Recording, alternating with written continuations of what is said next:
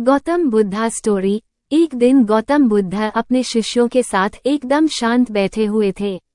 उन्हें इस प्रकार बैठे हुए देख शिष्य चिंतित हुए कि कहीं वो अस्वस्थ तो नहीं हैं। एक शिष्य ने उनसे पूछा कि आज वो मौन क्यों बैठे हैं, क्या शिष्यों से कोई गलती हो गई है। इसी बीच एक अन्य शिष्य ने पूछा कि क्या वो अस्वस्थ हैं, पर बुद्ध मौन रहे।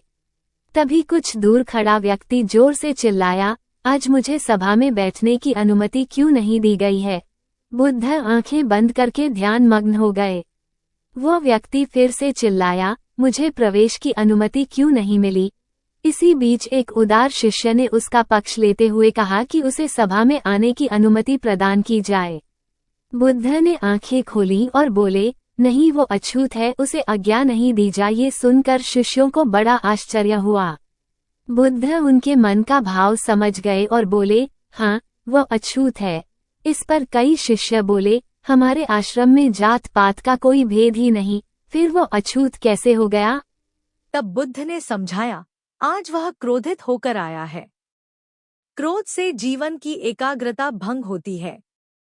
क्रोधी व्यक्ति प्राय मानसिक हिंसा कर बैठता है, इसलिए जब तक वह क्रोध में रहता है तब तक अछूत होता है।